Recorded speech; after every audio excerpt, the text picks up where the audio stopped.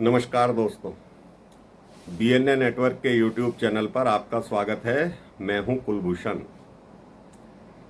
कल ईडी ने 2,500 पन्नों की दिल्ली शराब घोटाले में जेल में बंद मनीष सिसोदिया की चार्जशीट कोर्ट में दाखिल कर दी और उस चार्जशीट में कहा गया है, जो मेन बिंदु है उसका वो समझने लायक है कि मनीष सिसोदिया के साथ साथ इसमें आम आदमी पार्टी के बड़े नेता भी शामिल हैं, जिनके खिलाफ जांच जारी है।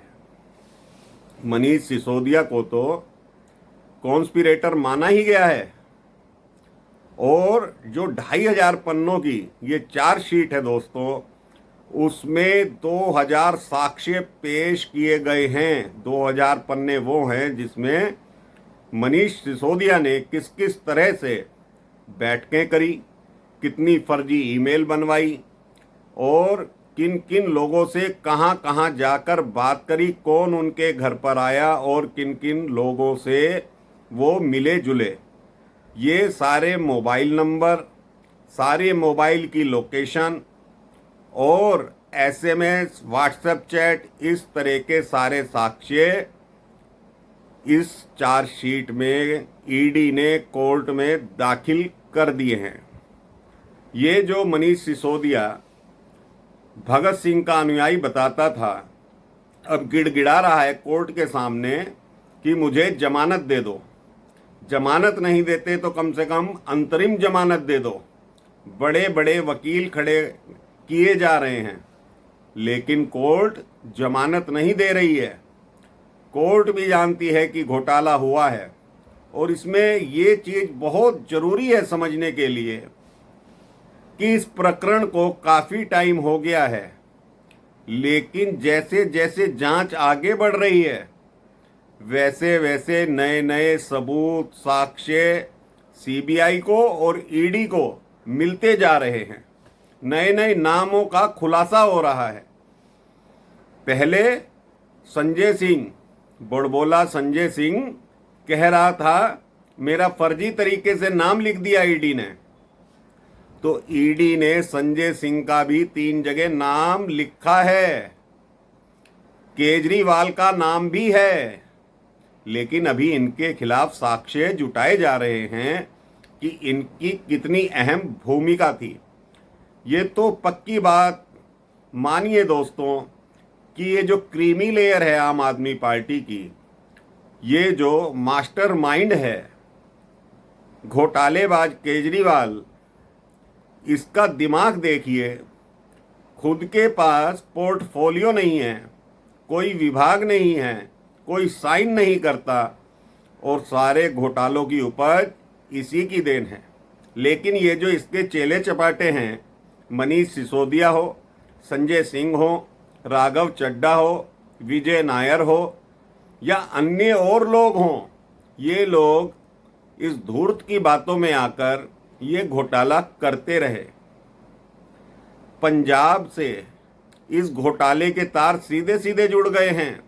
पहले तो तेलंगाना तक थे, लेकिन अब पंजाब से भी इसके तार जुड़ गए हैं। पंजाब के एक्साइज कमिश्नर, उनसे 4 से 5 मुलाकात मनीष सिसोदिया की हुई है और एक बार का खुलासा तो सी अरविंद ने किया है, जो सरकारी गवाह हैं, कि पंजाब के एक्साइज कमिश्नर अपनी टीम के साथ सिसोदिया के घर पर मौजूद थे। उसमें राघव चड्ढा भी मौजूद था, लेकिन राघव चड्ढा कह रहा है मैं बैठक में मौजूद नहीं था। सिसोदिया के घर पर तो था, लेकिन बैठक में मौजूद नहीं था। तो ये इतने कलाकार आदमी हैं, इतने धूर्त किस्म के आदमी हैं, ऐसी घुट्टी पिलाई है केजरीवाल ने इनको कि ये व्यक्ति सारे जितने हैं झूठ का नकाब ओढ़कर और सच बोलने की कोशिश करते हैं। सच इनसे बोला नहीं जाता, झूठ का नकाब ओढ़ रखा है, बेशर्मी का नकाब ओढ़ रखा है और ना जाने क्या क्या इन लोगों ने इस शराब घोटाले में क्या क्या किया है, अभी परतें खुल रही हैं। तो मनीष सिसोदिया को तो ईडी ने आरोपी बना दिया है, मान लिया है। अब देखना ये है कि कोर्ट क्या कहता है, क्योंकि कोर्ट में, हाई कोर्ट में मनीष सिसोदिया की अंतरिम जमानत पर सुनवाई होने वाली है। पहले तो कोर्ट ने मना कर दिया था, कह दिया जब ईडी की दलील हम सुन लेंगे उसके बाद फैसला दिया जाएगा। लेकिन अब ईडी ने चार्जशीट दाखिल कर दी है। कोर्ट को पूरे वाकयात अब पढ़ने पड़ेंगे और समझना पड़ेगा कि ये कॉन्स्पिरेटर जो कि सिसोदिया है, इसने क्या क्या, कहां पर, कब कब किया। कोरोना काल, वो मंजर अगर आप याद करें किस तरह से दिल्ली में हाहाकार था, वैसे तो पूरे देश में हाहाकार मचा हुआ था, ऑक्सीजन की कमी थी, लाशों के ढेर थे, हॉस्पिटल्स में जगह नहीं थी, लेकिन ये लोग अपनी कारगुजारियों को अंजाम दे रहे थे। उसी कोरोना काल में पंजाब का आबकारी कमिश्नर सिसोदिया के घर पर आता है। लॉकडाउन के समय ये वाकयात है जो ईडी ने अपनी चार्जशीट में बताया है। और अब इस चार्जशीट के दाखिल होने के बाद राघव चड्ढा, संजय सिंह और इनके गुरु केजरीवाल, नटवर लाल, धूर्त आदमी, वो भी तरह तरह की अब बैठकें कर रहा है, मंत्रणाएं कर रहा है, वकीलों से सलाह मशविरा करने में लग गया है। कह रहा है, अभिषेक मनु सिंघवी से मिलकर बोलता है कि मेरी जान बचाओ, मुझे इस घोटाले से बाहर निकालो। अब ये केजरीवाल जो इतना धूर्त आदमी है, कहीं पर इसके साइन नहीं है। जीओएम की बैठक हुई थी, जीओएम की बैठक का मुखिया केजरीवाल ही था। तो जब जीओएम ने ये पॉलिसी पास करी थी, उसके आधार पर केजरीवाल भी उतना ही दोषी है जितना कि सिसोदिया है। राघव चड्ढा जीओएम की बैठक में हो ही नहीं सकता, संजय सिंह हो ही नहीं सकता, उन्होंने बाहर रहकर घोटाला किया है। सरकार में सिसोदिया है और केजरीवाल है। ये सारे वाकयात सरकारी गवाह चाहे दिनेश अरोड़ा हो या सी अरविंद हो, सी अरविंद ने तो वो सारी बातें खोल दी हैं जहां तक सीबीआई और ईडी पहुंच भी नहीं सकती थी। कौन कौन से फोन इस्तेमाल किए गए, कौन कौन सी लोकेशन सर्च करी है ईडी ने और सीबीआई ने। दोस्तों, कई लोकेशन पाई गई हैं।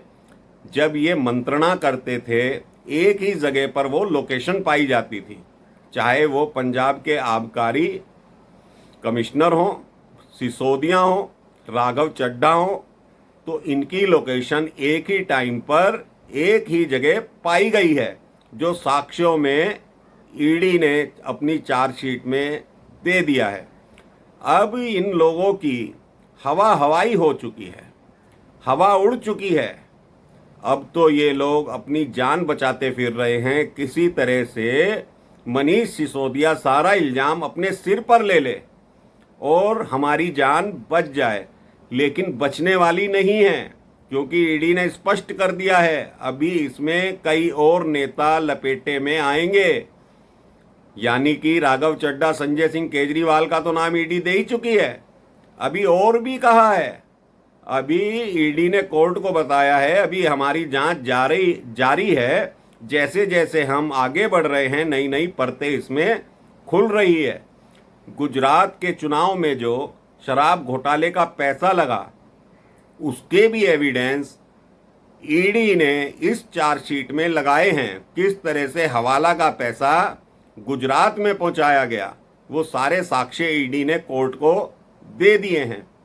अब ये नटवर लाल केजरीवाल, हवाई चप्पल में घूमने वाला, 5 रुपए का पेन जेब में लगाकर चलने वाला, ऑटो रिक्शा की सवारी करने वाला, अब आप इसको पहचानिए, इस बहरूपिये को आप पहचानिए कि ये रंगा सियार जब रंग जाता है, सोचता है मैं शेर बन गया, तो ये रंगा सियार है, ये नौटंकीबाज है, ये इतना धूर्त किस्म का आदमी है 2013 का इसके वीडियो देखिए, आप YouTube पर जाइए, इसके वीडियो देखिए किस तरह से ये लोगों को बरगलाता था कि मैं तुम्हारे बीच का ही आदमी हूँ, तुम्हारे साथ का रहने वाला हूँ, मुझे ये चीज़ें पसंद नहीं हैं, शानो शौकत पसंद नहीं है। सारे मंत्रियों को, सारी सरकारों को ये घोटालेबाज बताता था। लेकिन अब देखिए खुद घोटाला कर रहा है और कहता है शराब घोटाले का केस ही फर्जी है। फर्जीवाल तुम हो केजरीवाल, केस फर्जी नहीं है। 6 आदमी जेल में बंद हैं अभी, जिन्हें जमानत नहीं मिल रही। अगर ये केस फर्जी होता तो सबको जमानत मिल गई होती और कोर्ट सीबीआई और ईडी को फटकार लगा चुकी होती। लेकिन अब तुम जो ये रात को 11-11 बजे, 12-12 बजे भागे फिर रहे हो, किसी को बताते भी नहीं हो, गुपचुप मंत्रणा कर रहे हो, कहाँ जाते हो, कोई ना कोई तो तुम्हारा भेदिया है जो हम तक खबर पहुंचती है और हम बता रहे हैं। अभिषेक मनु सिंघवी से ये व्यक्ति 10 दिन के अंदर 3 बार मिल चुका है। कहता है मेरी जान बचाइए, मुझे इस केस से बाहर निकालिए। अब देखिए आगे आगे और कौन सी परतें खुलती हैं इस रंगे सियार की, नटवर लाल की। संजय सिंह जो मानहानि का केस करना चाह रहा था ईडी के ऊपर, अब दुम दबाकर भाग गया है। 2 दिन से पत्रकारों के सामने भी नहीं आ रहा है। कह रहा था इन ईडी के ऊपर केस करूंगा। अब करो संजय सिंह, केस करो ईडी के ऊपर। ईडी तुम्हारा नाम ले चुकी है, जाइए कोर्ट में, सुप्रीम कोर्ट जाइए, केस करिए ईडी के ऊपर। तुम लोग बिल्कुल नग्न हो चुके हो, समाज में तुम्हारा नैतिक पतन हो चुका है। आम आदमी पार्टी के जितने भी शीर्ष नेता हैं ये सब नग्न हो चुके हैं जनता के सामने। तो देखना ये है कि अगली चार्जशीट में और कौन कौन से खुलासे होते हैं। सीबीआई ने कोर्ट को ये बताया जब सिसोदिया अंतरिम जमानत की अर्जी लगा रहे थे इसके वकील कि घरवाली बीमार है, इनकी पत्नी बीमार है, इनको जाने दिया जाए, इन्हें कुछ दिन के लिए छोड़ दिया जाए।